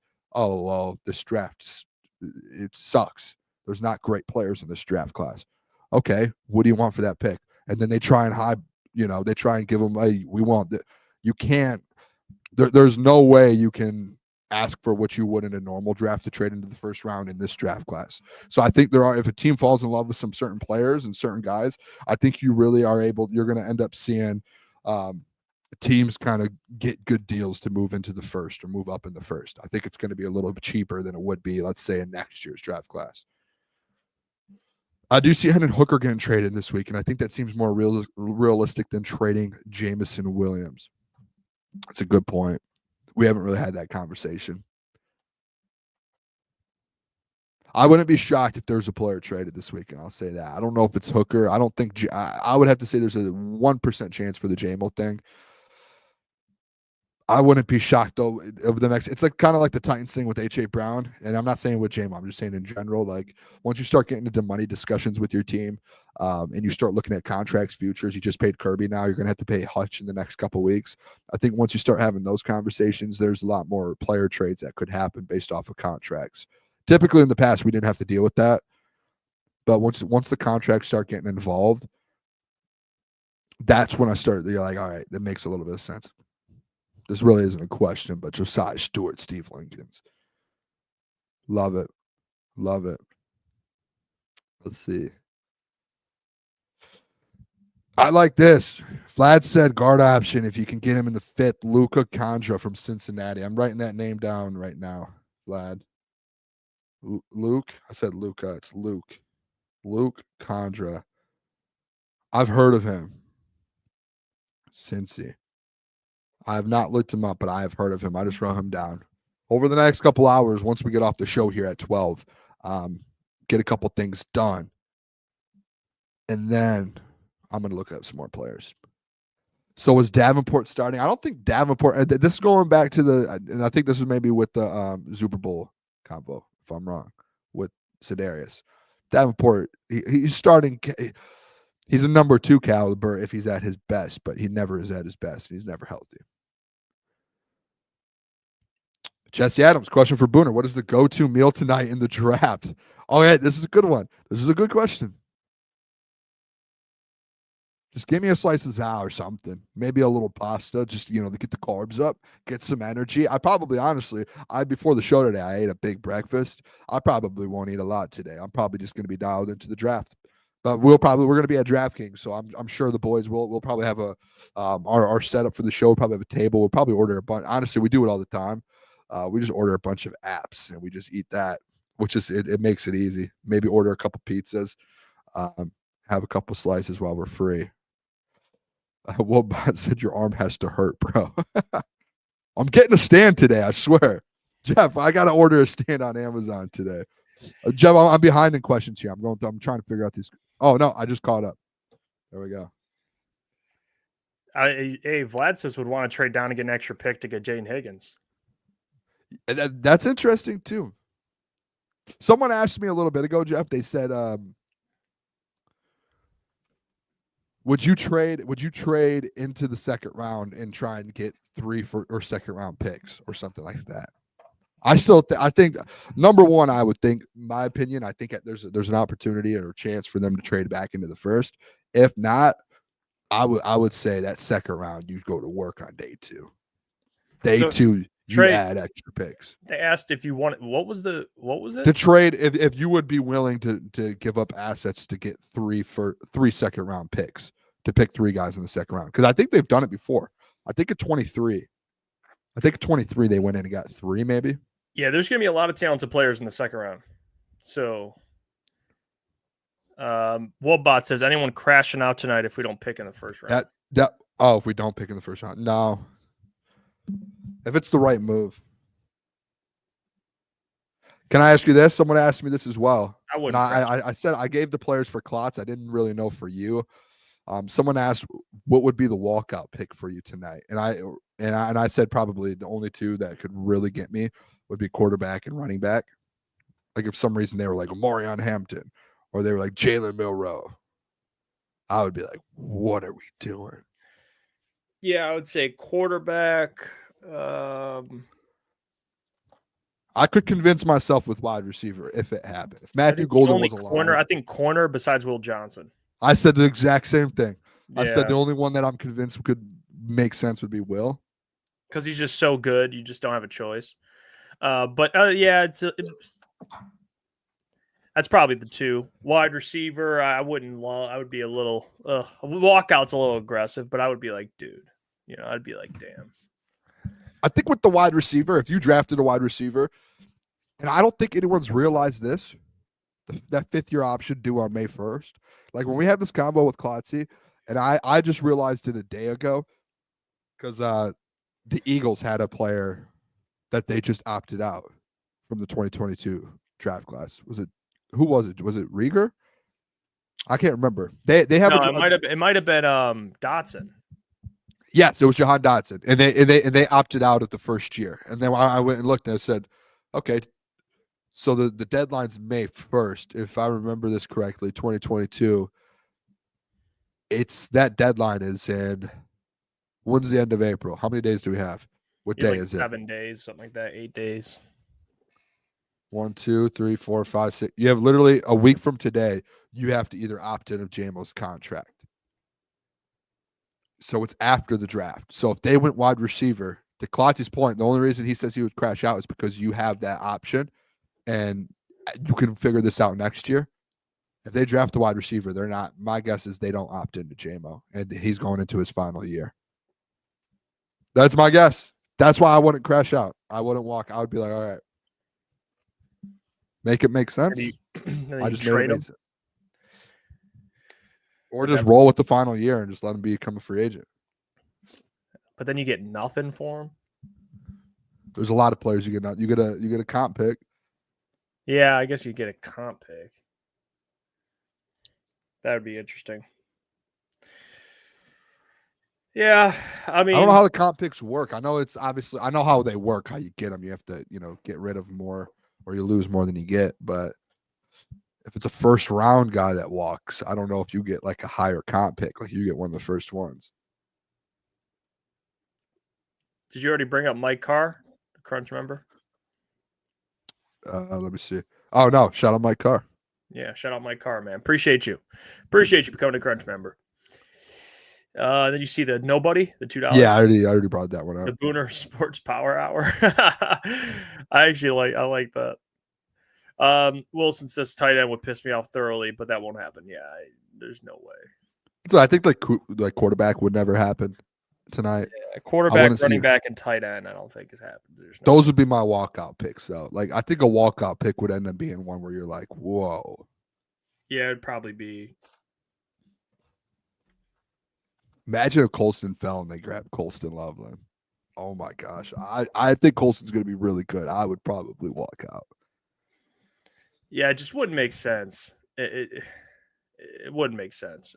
Even I don't care. It's not like it's like I think Colston Loveland's a great player, but again, like what are those players doing for you now? I mean, and that would mean that you're not re-signing Laporta. So that's stupid.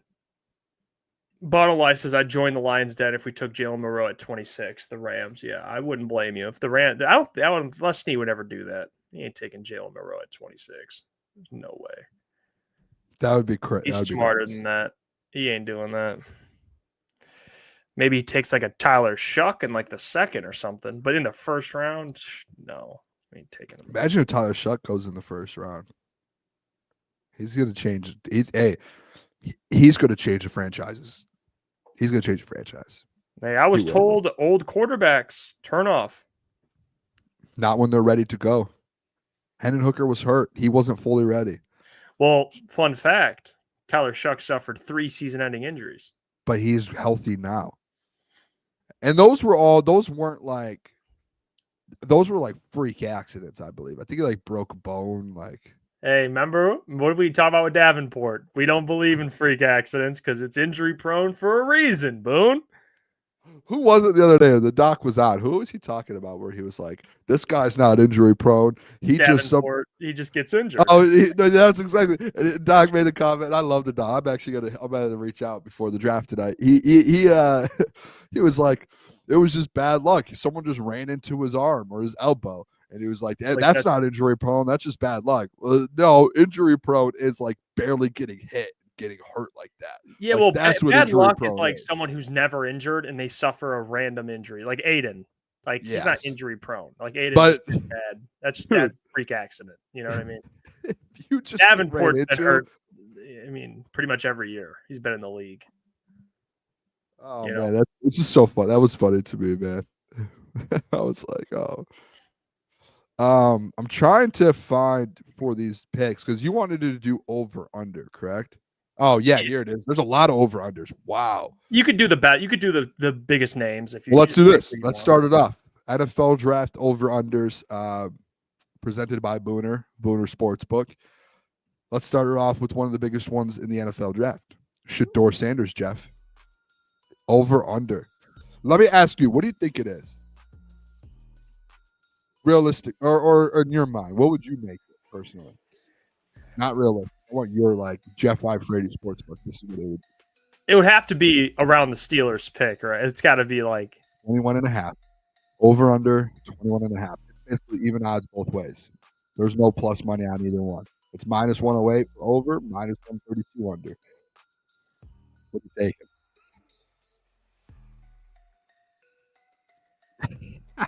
I'm taking the over, man. Give me the over. I feel like I got to go over. I mean, I just have to. If I'm a betting man. Now, you know what? We'll go under. I'm sticking Under? with my take. Yep. All right. This one, Colston Loveland, and we don't even have to make a pick on this. And some of these we won't make a pick because it's like the odds are just so. Yeah, that's fine. But Colston Loveland, his over-under is 14.5. What have I been putting out there, Jeff? I've been saying there's zero. I said there was a 5% chance he falls after 15. His over 14.5 is plus 166. His under minus 235. So I think 14. He goes with Colts. They think he goes 14 or under. And I don't even know if it's just the Colts. I've seen a lot of people or any of those teams mock up trades to go up for Colston Loveland. I saw the not the Chargers, the Broncos in one trade up. Emeka Ibuka. Oof. So Colston Loveland, I'm gonna go over. Oh wow! Give me you the better plus take money. that plus money. Go ahead then. Emeka Ibuka. This is one I actually might take. Over under 26.5. I can see that under. It's basically same odds both ways. I think I would go under. Yeah, I can see that under. Definitely. I would lean under on that one. This one's interesting. Jade Barron over under 17.5. Under is plus 104. So they think he's going. I got a lot of shit for him going in the 20s. They think he's going 18 up. I had him going 16. I didn't have him in a bad spot. I'm gonna go over on Jade Barron. I think he's in the 20s. He's gone. All right, I think that's fair. Jaylen Milroe, we're just talking about him. Quarterback, Alabama. Over whatever it is. I don't think you want to do that. His over under is 38.5. I would take the under. Plus 108, beginning of the second round. All right, I'll take the under. It's minus plus 108 for the under? Yeah, it's minus 154 for over 38.5. So people, they think that he's going to go like 140 or 40 on. That's crazy. I'll take the over. Jalen Walker. You should bet this one, actually. Over under 8.5. It's plus 146 to go over 8.5. Not pick 9. 8.5. So basically Carolina or nothing. Yeah. See, that's what's tricky because it's just the Panthers. It's like, will the Panthers? This question is, will the Panthers take him? I'll go over on that. Over? All right. Oh, the Panthers could. But Jackson. if the Panthers don't. It's one of those things, man. He could fall. He could fall a couple picks. Quarterback Jackson Dart out of Ole Miss. Interesting over-under. 25.5. He could go from as early as 9 to as late as the second round. It is dead even money. Minus 118 both ways. Over-under 25.5. I'm going to go under on that. Wow, okay. Yep. I think he goes, because that would mean if he gets to the Rams, if the Rams take him, it's still over. But I think Saints, Steelers, Giants, they'll be. I guess the Giants could trade up, and that would be after that pick. But yeah, it would be after. How about this one? Michael Williams. I had him mocked to drop in my draft in the lines to trade up. Sees falling. Let's go get the man at 20 overall. His over-under is 10.5, Jeff. And to go over, it's plus 110. I did tell you yesterday. It's a top 10 pick, basically. I told you guys yesterday, like, I know I have him falling to 20. I wouldn't be shocked if Mike Kell goes to number 9, the New Orleans Saints. I wouldn't be shocked. Or the Bears. Wait, is it 10.5? It's 10.5. Or the Bears, or the Panthers. If the Panthers say we want Michael over Jaylen, like, over trade teams up for, or a team trades up for him. I might go under. I like that. Under. It's minus 154. Oh. Over plus 110. Yeah, I would go over. I would take the plus For money value. on that one. Mm-hmm. Running back, Omarion Hampton, 20.5. Even both ways. Over. Over. All right. Shamar Stewart. What's it? What his is probably low. Take a guess. Guess Probably the like, line. I would say like 13.5. 15. All right, 15.5. 15.5. Yeah. And he's actually plus middle. money to go under. He's plus 116 to go under 15.5. I would say over on him too. Yeah. I think he's a good story. Like, it's a lot of hype, but I think when the draft starts, I know Klotz, he said he goes early. I think the teams are going to not. Teams early aren't going to take a risk like that. He'll probably go like past 15, somewhere in that range. Tyler Warren is 10.5. His line's 10.5. So they think he's going to go at either. His minus 215. So they think he's probably going to the Jets or the Bears. Or the Panthers. No. Or the Saints, Panthers. Or the Saints. Yeah, I mean,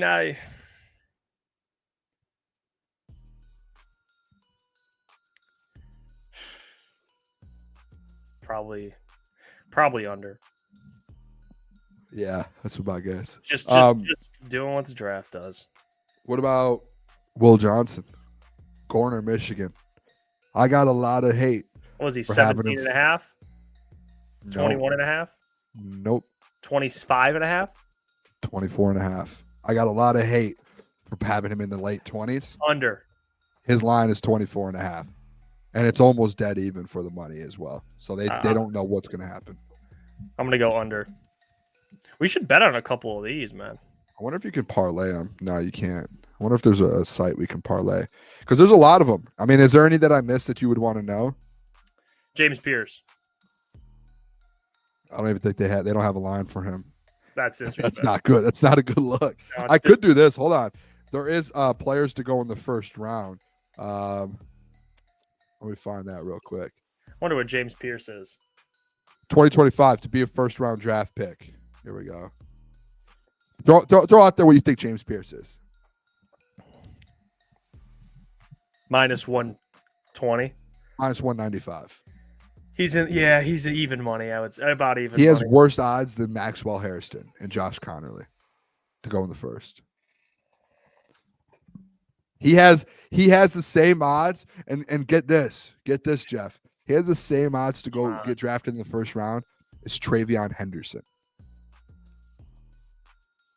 I don't know who's making these odds. Travion should be plus money. That's crazy. I feel like James Pierce, give me that. Let me sprinkle on that. That's crazy. I'll Travion's sprinkle going on to end James up going Pierce in the in the first round. That's Isn't crazy. Shedeur like a favorite to go in the second or something like that? Or let me see. Mike sent me that minus like 200. Was he?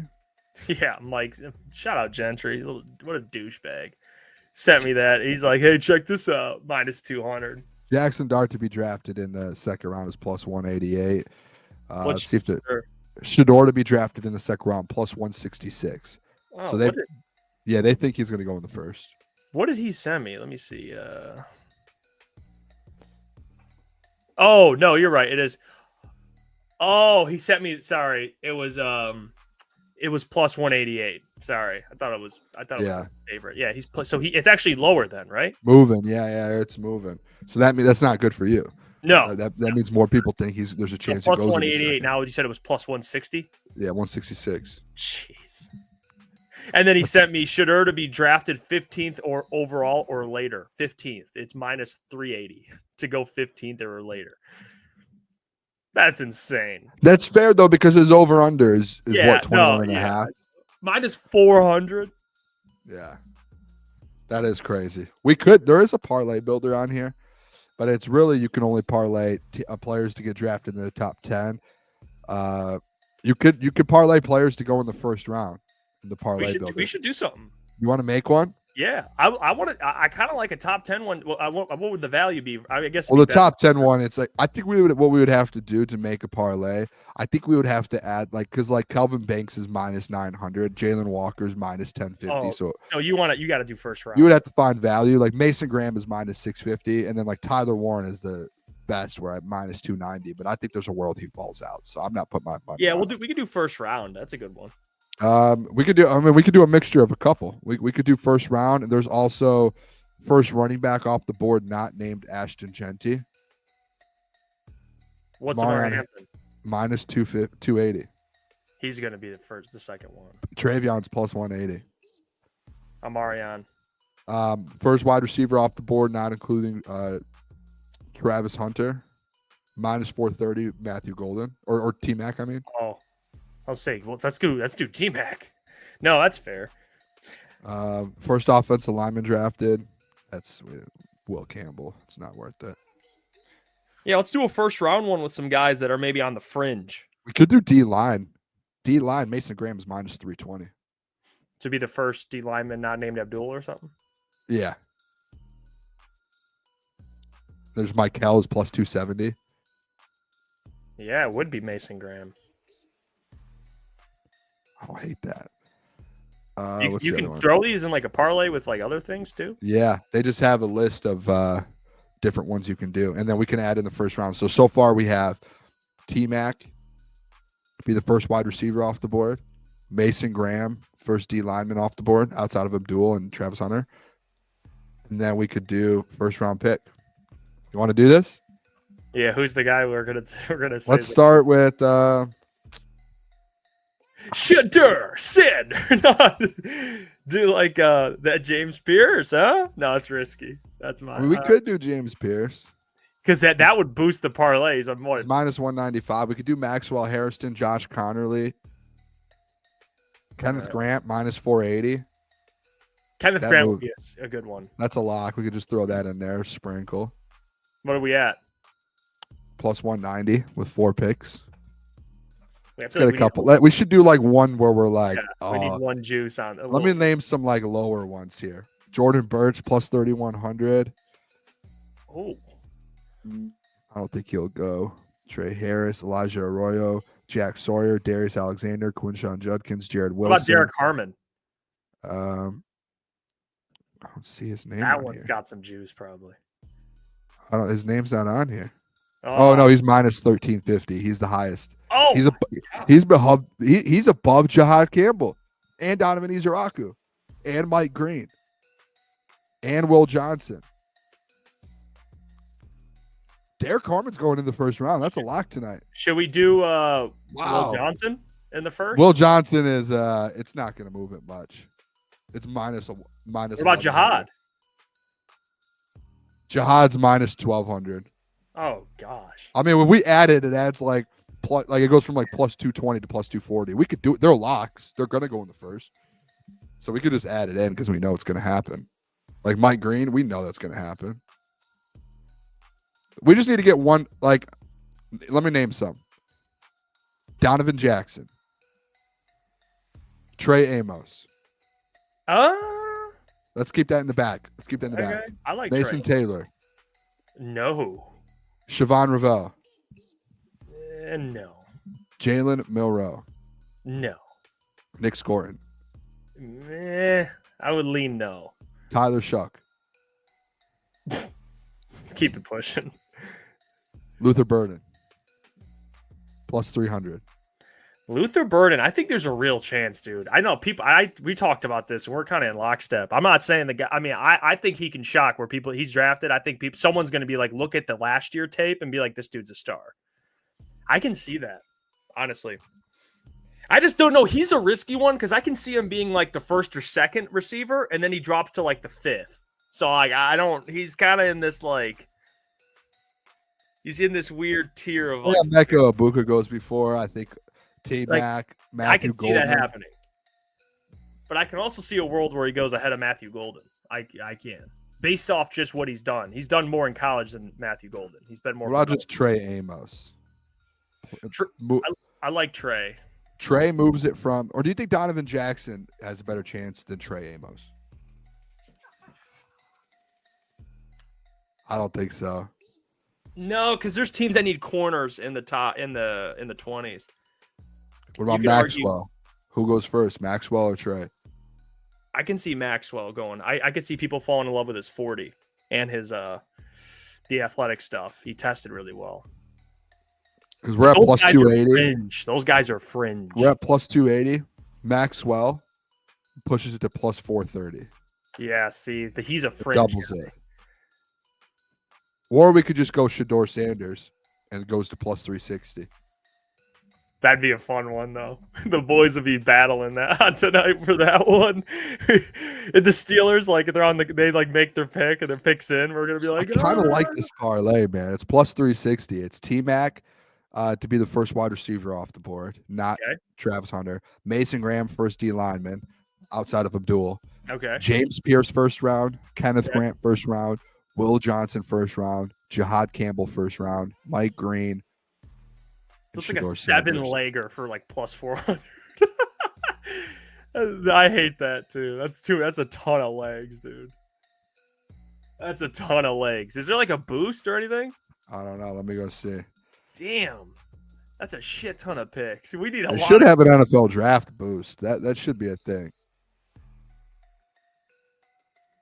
Yeah, I don't know. That's tough, Boone. That's like 7 dudes for plus 400. or Yeah, plus- but like the 7 dudes though, it's an 8-leg parlay, but like Eight? it's 8, yeah. shit. But like Will Johnson's going in the first round. Yes. Kenneth Grant's going in the first round. Yes. Jihad's going in the first round. Yes. Mike Green's going in the first round. That's Yeah. 5 guys out of the 8 legs where it's like That are that is a locked. guaranteed lock. Like there is no question any of those guys fall out. The Now ol- we're just sitting there with Shador, James Pierce, which you think is a lock in the first, I did. and then you have the Mason Graham and T-Mac thing. So it's really like a 4-leg parlay. The only one that would probably add some spice would be T-Mac. Like, what if Golden is like? Oh my gosh, that would be a hard. Or Like Emeka Golden, like the Egbuka. Cowboys take Matthew Golden or something. Klotz had Emeka Egbuka, the first wide receiver off the board. That one, I think we'd sweat it. That one we would sweat out probably. And remind me tonight too when we're on the draft show, the pre-draft show. I want to bring that back up to Lukas Klotz. Which one? He's had 3 different number 1 wide receivers in his podcast. And he's done the same with defensive tackle. We need some consistency here. He's gone from T-Mac to Matthew Golden to Emeka Egbuka. What is it? What's happening here? What's the rankings? I want to know. Yeah, he loves all these receivers, man. I mean, And it's, defensive tackles.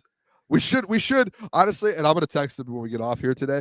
I'm going to tell him, text me your top 10 wide receivers in this class in order. Text me your top 10 defensive tackles in this class in order. I want both of those before the draft starts today, so I know, and it's locked in today. I mean, I don't know if he's not gonna be able to give you one. I mean, He has to. I want a lot. I'm going to text him right now. Talk while I put my mic down. I don't have hey, my mic. Jesse's going in on Donovan Jackson. He says you can get Donovan Jackson to be drafted in the first round at plus 115. I'll throw some on it I'll throw some on that. You down, boys? I would feel more confident in Maxwell Hairston going in the first round than I would Donovan Jackson. And I really like Donovan Jackson. I think he's like a early day 2 guy. Yeah, I think there's a chance he falls. Plus 1 to 15. I think that shows right there. They obviously think he goes second round. But if there's a team that Because Maxwell, they're going to look at the 40. He had a bunch of picks.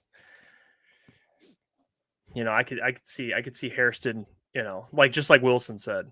Hairston ran a 4.2. He'll get drafted early. Yeah. maybe we throw him in that parlay then. I like the parlay. I think we're cooking something special tonight. It's only plus 300. Maybe we just we take one out and add in Maxwell Hairston, and we sweat out Shador and Maxwell in the last 12 picks. Shador goes 3. I'm like, We got one out of the way. we got Maxwell top 15 somehow. Yeah. So What? they'll all rattle them off. Oh, that'd be so funny. Yeah, some team will draft him based on the 40. I'm pretty confident in that. You know, I think we'll see. There'll be a bunch of corners in the late first, especially the Eagles. Eagles could be the last one. The Eagles could take him at 32, and then you're in a interesting position. I want to look. I haven't ever looked at my Twitter here to see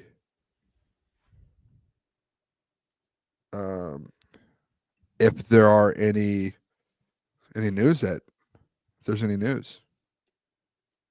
Has there been any news that's broken?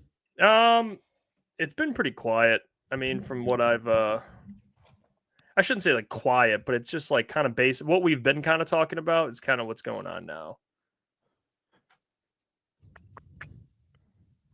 Oh, I wish we had one of these for I'm gonna pull this up. I wish we had one of these for the Detroit Lions. I wonder if someone can make us one of these. It's too late now. What? Can you pull that up? Oh. Are you able to, or let me see if I What can. is Oh, there it this? is. Dude, I don't know. I just saw it. Anthony DeBona. Eagles 2025 NFL draft visits. Here are all Philadelphia's reported visits and concise graphic that includes each player's ranking according to NFL mock draft databases in Big Board, and put in RAS scores. Imagine having this for the Detroit Lions. Oh, you can make this. You can make this on Excel. It's probably too late since the draft is tonight, but Yeah, but you can next year. Look at this for the Eagles. They're probably taking Donovan Izaraku if he's there. 8.14. Look at Maxwell. RAS score 963. Uh-oh. They have him ranked as a second rounder, though. They met with Donovan Jackson. He would replace Mackay. Yep, Becton. Mm-hmm. Interesting. Ty Leak they met with a lot of Lions guys, I'll say that. A lot of Lions guys. Jalen Reed, Kobe King. I guess that's Philadelphia guys too, right there, because Penn State. But yeah. Yeah, I wouldn't be shocked. I mean, I think the Eagles, man, I mean, I'm not trying to glaze, but they always seem to just nail a pick. So in the first round. So, I mean, they're all good players they've met with. Same with the Lions. Yeah, I would love to look at like players that they met with top 30 and draft with the RAS scores and like where these players are averaged out throughout the NFL's database. That'd be interesting. Well, I think the highest RAS score the Lions met with was Shamar Stewart. So, you know, if he's there, that's a guy. If you like RAS score, that dude tested off the charts. Yeah, he did. That actually would be honestly, Jeff. I'm gonna be honest with you. Between us, would love Shamar Stewart in Detroit. If he is holding the Lions jersey tomorrow, he flies into Detroit tomorrow and does a press conference, I would be like, and maybe I would be hyped too, man. I'm not gonna lie. I would like it. I'm cool with it. I think he could be a really good player. I think it's a risk. Yeah. I mean, of course it is, but like, dude, I think he has all the tools to be really good. And if you take him at 28, it's like, I mean, still a first round pick. There's still pressure to hit, but it's not like you're taking Shamar. Like if some team took him top 15, now it's like, what the fuck? I mean, yeah, you're expecting him to be a top 15 player. But if you take him at 28, it's like borderline second round. You get a fifth-year option on him, playing alongside Hutch. I mean, what do you need of edge two? What do you need out of him? That's where I think like 7-8 sacks a year. He could do that. Yeah, that's where I think like the idea of Shamar Stewart. A lot of people are thinking, oh, we want a 15 sack guy. Like, you don't need it. You don't need that. Listen, you can't. It's not reasonable. Shamar Stewart's ceiling is a 15 sack guy. His floor is to come in and be a 6 to 9 sack guy, based off of his build and what he is. And I think like, and I fall back on this a lot. And I've been trying to I push this out to you guys a lot when we were talking Shamar. Who at Texas A&M over the last 5 years was productive? What edge? Was there one? Yeah. I mean, even Nick Scorton dropped. Nick Scorton was productive at Purdue. And he transfers to Texas A&M, and where was the production? Wasn't there. So I mean, I'll stand on that hill of Texas A&M didn't, and it's crazy to say, but like they didn't put those edge rushers in positions to have production. They didn't. They were like a what is it? Is it like a zone edge? I don't know, where it's like read first, like read run, and if it's not there, then go. And like if you watch his film, you do notice like he's taking on double teams. First of all, Nick Scorton wasn't. He was taking on double teams on that edge where they were coming over and helping, and you see a pause, you see a read first, and then go. And he's a half second late to every single quarterback. Yeah, that. it's a real thing. I mean, the Lions, there's times where they do that where you don't want to like over pursue and you're out of the play, and they run the ball and they get 5 yards of carry on you. So there is some truth to that. It's just people look at at least Nick Scott, and you have the Purdue film. You just have like Shamar at Texas A&M, which I understand, but he's an excellent run defender, like really good run defender. So you're getting a dude who would help you immediately. I mean, shit. Same with even the draft with Michael. Like Michael's the same way. Like excellent run defender. That's why I love Michael, because to me, it's like Michael is he's a pure edge. Like he stops the run, but he will get to the quarterback. He's very violent. It's the same thing with Shamar Stewart. Yeah, and Super Bowl said I think Shamar can beat Davenport without the injuries, hopefully. Like, yeah, Shamar isn't a guy that was out all last year or he was constantly hurt. Like, he's playing ball. He's just a ball player now. That's all he is. Just a ball player. That's all it is. I wanna find this here. I wish there was some type of like breaking news. Yeah, you're not gonna hear too much now because besides like the trade stuff, of course. Whoa. Uh-oh. What? Armando Salguero. Who are these? Pro Football Hall of Fame voter, AP All-Pro voter, Outkick, Fox News, senior NFL writer. Let me see this. Jaylen Ramsay, trade may not happen. Hold on, let me pull out Outkick real quick. Hold on. I just want to make sure this news is confirmed before I say it. Jaylen Ramsay.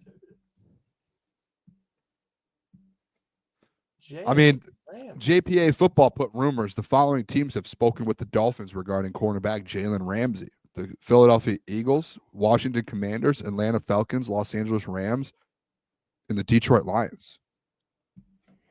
I'm just trying to find the source on that. That would be crazy. The Lions. Oh. I guess I have to go find the article.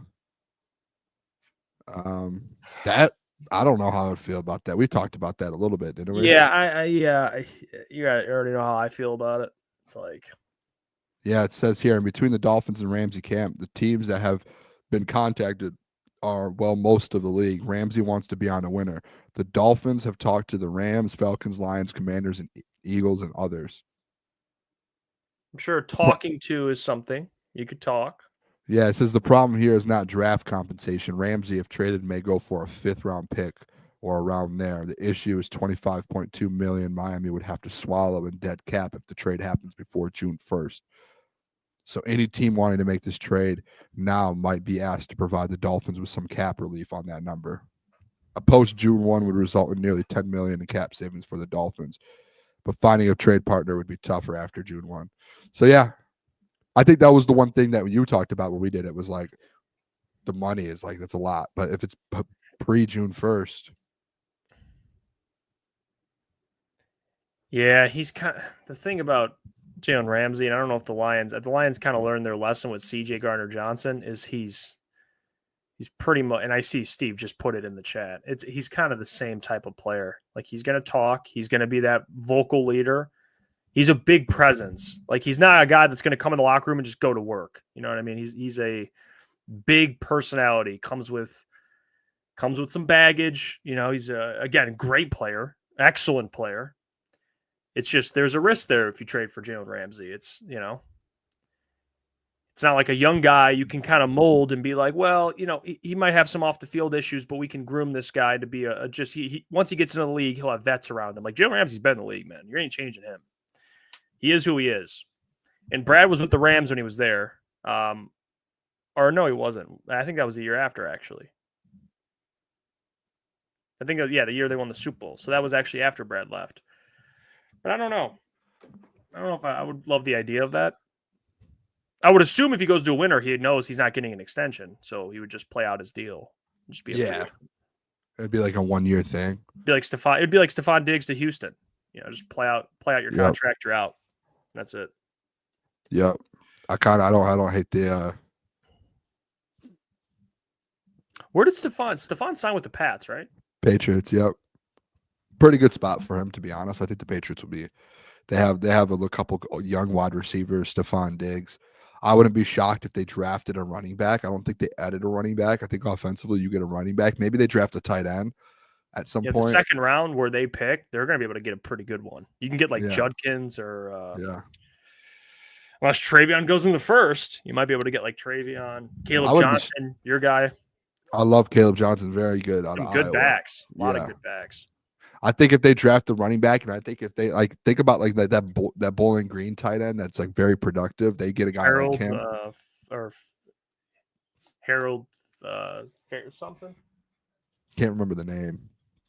Very productive though. Harold Yeah. Fannin. Super productive tight end. If they had a weapon like that, they really don't need to draft the wide receiver. If they get Will Campbell, go running back. If they just go offense, because they added so much defensively that if they just went offense, I think they would be good. Harold Fannin. Let's see. Jomo says, Jeff, I think he was a great player. Now he is looking for another run at a Super Bowl. Talking about I wonder how he would be if he's on a new team, like his expectations. I wonder what it would be like. Peter says, y'all going all day? No, we're going to end at closer to 12. And then again, we'll be live back later. 7 o'clock or 6:45. We'll be live. 6:45. We'll be live, ready to roll at 6:45. Pumped up. If you are watching the draft, just hanging out, come to DraftKings in Troy. DraftKings social, sports and social. Yep. Just hang out. Come around. We'll be live at 6:45. You can come early. We're probably going to be getting ready, getting everything set up and ready to go, and get a table there. Get there before everyone else to get a table for the Pistons game and then the NFL draft. They'll have both on there. Yes, they will. It'll be a great time. I can't wait. I'm fired up about it, man. I mean, last year we had a great draft show. That was at Bookie's Bar and Grill, downtown Detroit for the NFL draft. We were in Detroit for that draft, which was special. It was our first couple months getting everything together. We made that happen. People, they showed out. They supported. It was a lot of fun. And I'm hoping, man, we have a similar turnout this year. Last year was great. It was awesome. And this year we plan to do the same exact thing, man. A lot of energy. I can't wait. I'm fired up. This is a big pumped day. up. It'll be Even though the Lions are day. good, it always feels like the draft's the Super Bowl. I mean, it's just another Super Bowl. It really is. It's so much fun. Brad Holmes makes it so much fun. In the NFL, I think the number one event is the Super Bowl, but outside of that, the next biggest event in the NFL calendar year is the NFL draft. It's massive. Yeah, we literally do months of content, months of things that lead up to it, and then that happens. It switches to the season. Hey, Coach Walk says you guys are doing a great job. See you tonight. Appreciate you, Coach. You're the man. Bo Booth, roll on to the Appreciate draft it, Coach time. Woo! Appreciate you guys. Shout out Bo Booth. Peter Manning says one of these days I'm going back home, but until then, it's a lot of love from Norfolk, Virginia. Norfolk, Virginia. Is that Norfolk University there? That's a shout out Norfolk University, man. Yeah, shout out Peter. Shout out Appreciate Peter you, Manning. man. And for being a Grudge member, man. You're the man. Coach Walk says Super Bowl in April. Yeah, hopefully. I mean, it sounds kind of, I guess it sounds bad when you're like, it's the Super Bowl. There is a Super Bowl that the Lions should win. It's in February, but we'll get to that next year. Shout out to France, too. Say go Lions from Columbus. Hey, there you go. Neighbor of Klotz. Better than Toledo, Ohio. though. All due respect Ohio, to Toledo. man. Yeah, an Ohio man. Columbus, that's where Lucas Go blue. brother. I know Lucas's brother. I think he's in Columbus. Yeah, go blue, baby. There you go. Tim's a Lions fan. Smart man. Yeah. Smart Go man. blue. Lions blue, too, Yeah. Zachary says, well, being a lifelong Lions fan, you kind of always get hyped for the draft because it's our big game besides Thanksgiving. So many years being subpar. Yeah, it probably is just it's grandfathered now where the draft's important. But the thing is, man, like with prior regimes, as like before I was covering the Lions, when I would just simply watch the draft, dude, it was always stressful. It always stunk. I'll never forget like TJ Hawkinson. Man. Like that was right before this whole thing started. That's the most recent like pick where I was like, oh, I'm going to be honest though. Full transparency. I did really like DeAndre Swift though at Georgia. That's funny. Yeah, I did. It was like all the I'm stuff. glad you can admit it too. Took It's the not least- like He took the least amount of hits in college, all that stuff. So I respect that you talking running backs. hey, but we'll get out of here. We'll be back live tonight. 7 o'clock or 6:45. Sorry, I keep saying 7. 6:45. The Pistons game's on at 7. Draft's at 8. So 6:45 will be live. So tune in, turn the notification bell on because you get alerted when we're live. But until then, follow us on social media at Official CT Sports on Facebook, at Official CT Sports on Instagram, at Official CT Pod on X. And then, of course, our TikTok at Official Crunch Time. But until later on, much love to you all. Go Lions. Love you guys. See you guys tonight.